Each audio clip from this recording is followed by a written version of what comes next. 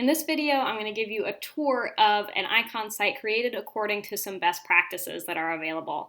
In the next video, I'll show you how to set up an icon site like this one, all the nuts and bolts and clicks and buttons and all those things that you need in order to make your icon site look like this one. All right, so when I say best practices, what am I talking about? Well, we've talked to experts like the folks at Distance and Online Education here at the University of Iowa. We've also scoured the pedagogical literature to see what the research says about how to teach online in the most effective way. We've also talked to some master teachers and gotten their tips and tricks for how to take a class that they're used to teaching in a face-to-face format and moving to an online format. All right? So here's the site that I've created for a class I'm teaching this fall called Stories of Home. It's a freshman seminar designed to give students a sense of community and connection to the university campus at large, while also introducing them to some of the academic skills they'll need later on. All right, so a couple of things I want to point out about this site. The first thing you'll notice is there's not a lot of text, right? 2 really scant paragraphs just saying what the course is about, right? Other things you could put here is maybe a walkthrough of how to use the site, or even some people have suggested a video actually giving a tour of the site and how to use it. In any case, you don't want there to be a whole big block of text here for students to sift through. One reason for that is that the pedagogical literature says that this site this homepage especially, should really act as a hub, something that points students to the information that they are looking for. Remember that students are going to use this site more like Google and less like a book, right? They're coming here looking for a specific thing, and the more they have to sift through a bunch of other stuff to find what they're looking for, the more frustrated they're gonna get, right? So think of this less like a big document and more like a connected web of pages and links that guide students to help them find what they're looking for, right? The other reason you don't want a lot of text is that students have lower stamina for engaging in their learning online. Think of it the way that you might have a harder time staying focused through an hour-long Zoom meeting than you do through an hour-long face-to-face meeting, right? For most of us, just sort of staying in it, staying focused and engaged online rather than in person is just harder. We can't do it for very long before we get frustrated, disengaged, and annoyed, right? So having only a little bit of text on this page, and really any page, is going to help sort of account for that difference, right? The fact that students are going to have a harder time sort of sticking with it in an online format. One thing that will help with this is a strategy called chunking. Chunking is a practice by which you take a lot of information that you have to convey and dividing it up into more digestible, smaller packages. The most obvious example of this is a phone number, right? We don't give all 10 digits at once when we give someone a phone number, right? You give the area code, then the next 3 digits, then the last 4 digits, right? By dividing it up, you make it easier to digest and easier to remember. The same holds for online learning. So you'll notice with these links, what I've essentially done is taken my syllabus, it's usually a pretty hefty 10-page document once you've got all the university policies and everything, and broken it down into sort of individual things that students can click on depending on what they're looking for, right? So if students come looking for their readings and assignment schedule, right, they're going, I don't know what the homework is for tomorrow, someone tell me, right? They get here and they go, oh, there it is, right? And the semester is laid out for them so that they can see exactly what they need and get the answers that they're looking for, right? Whereas I have separated that schedule from the course policies, right? Things regarding late work, absences, grading, right? Participation. So by breaking the syllabus down into parts, I make it easier for students to digest the information and easier to find what they're looking for quickly, right? This use of links is also really important because it makes information more accessible, right? A lot of us use modules, for example, to organize our assignments, readings, and quizzes for a given course. That makes a lot of sense. Modules is a great tool for this. It's great at bringing together a lot of different types of content and it's organizing it in a clear and understandable way. The problem is that when students hear the word modules, they don't necessarily connect that to their idea of what homework is, right, or what their assignment might be. It's not an intuitive jump, right? If they come onto this site going, what's the homework for tomorrow? And they see this word modules over here on the left, they're not going to immediately go, oh yeah, that's a place that I should look, right? It probably wouldn't even cross their mind. Now, we can remind them a bunch of times, remember, look in modules, look in modules, look in modules, but that's actually sort of pushing uphill, right?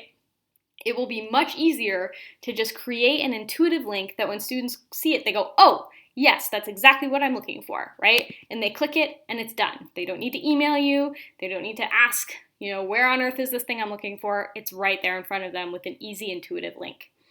And you can see that once they're here, I've actually created a link to their assignments. And once I'm done with this site, it will have a link to their readings as well. So once they get here, everything they need in order to complete the homework for a given day is right at their fingertips. And you can also make this link go to modules if you're still using that to organize your assignments and readings and things. I chose not to do this just for this class, just because of the nature of this class, which is a sort of more pared down 1 credit hour thing. But for a regular class of the type that most of us teach all the time, creating this link so that it goes to modules is great. And I'll actually show you how to do that in the next video. So if that's something you're interested in, make sure you jump over to that one after this one. All right, so I'm using these intuitive links, okay? Another thing is this frequently asked questions discussion board. I cannot overstate how much the literature says that this really, really helps students learn in online settings. It might seem kind of strange at first, but think about it this way. You're teaching a face-to-face class and you're setting up your slides for the day, and you hear one student whisper to another, hey, when is that thing due, right? Or how is she grading those papers, right? What criteria is she using? And maybe the other student answers and their answer is good, so you just let it go. Or maybe the other student's like, yeah, I don't know, I'm really confused. Then you can jump in and say, oh, like this, right? This is the answer to your question. And then you've cleared it up, right? And probably a bunch of other students who were also wondering have the answer as well. Think of this as that space, right? This more sort of informal public space where students can ask questions and get answers. And they can answer each other's questions, right? It doesn't all depend on you. So what this does is it, one, cuts down on the number of emails you're going to get, because instead of 5 students all emailing you with the same question, they can check this discussion board, right? And it also creates more student engagement and feeling of community. It's that before class time space that students don't necessarily get in an online setting, that time where they're all just sort of like in a room hanging out together, right?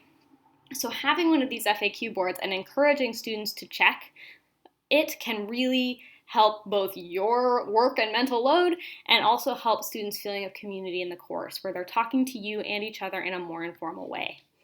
All right? The last practice I want to talk to you about for setting up your icon site and then continuing on through your course is something called digital spaces. You'll notice here at the bottom of the site that I have my contact information, right? My email, my office, the standing Zoom link for my virtual office hours, and then I also have my drop-in hours, and even my email hours. I'm telling them when I'm going to be checking and answering student emails, right? So the reason that I do that, there's a strange thing that happens when we move learning online, which is that it feels like we are both equally available and unavailable all the time, right?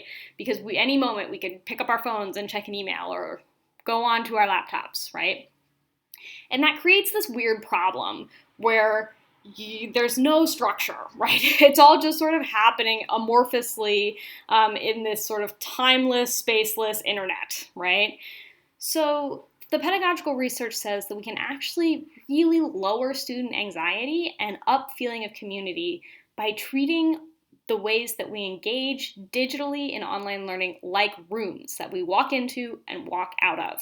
So for example, instead of a student emailing me and knowing that I could see it any time from 5 minutes from then to 3 days later, right, giving them no sense of when they might get an answer, right, I tell them, I check my email at these times. You can expect that I will see and likely respond to it by this time. And that creates a feeling of consistency, of clear expectation for them, right? If they know when you're going to respond, they can put away that email in their brains and not look for your response until that time that you've told them, right? So this really helps students out and gives them a feeling of structure that mimics more closely the face-to-face classroom experience instead of this amorphous online beast, right? But the perk is that it also helps you, the instructor, right? By setting these boundaries on when you're responding to student emails, you're also helping yourself not be sort of equally beholden to your email at all times, right? Now, you can absolutely check other email as you will, but the idea is that you are only checking and responding to student emails within these hours, right? So that you are really sort of setting that time aside and keeping the rest of your time free to do your other work, right? Or, other life and living and joy. So this helps you and it helps your students. And I want to really stress that, I have Monday through Friday at 10:30 and at 4 listed because that tends to be my schedule for checking email anyway. But you really want to set something up that is going to be sustainable for you throughout the semester.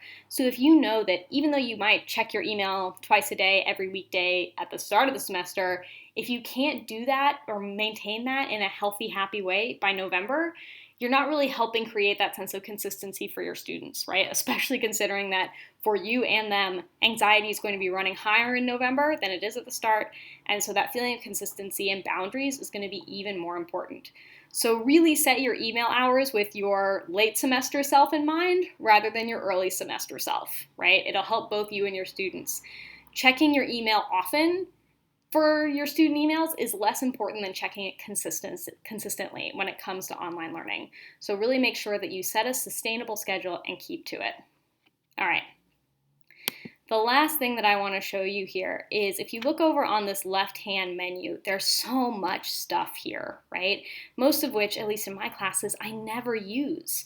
So what this does is it just creates a whole bunch of overwhelming options for students, right? When they come here looking for something and they see all these things, most of which they don't know what they are. A lot of them, I don't know what they are, frankly. They just get overwhelmed, right? And they might not even notice these great handy links that you've created for them, right? So you really want to funnel them away from those sort of overwhelming options and toward your intuitive links. And I'll show you that if I go into student view, I have really pared down what they can see. Oops, didn't mean to click that.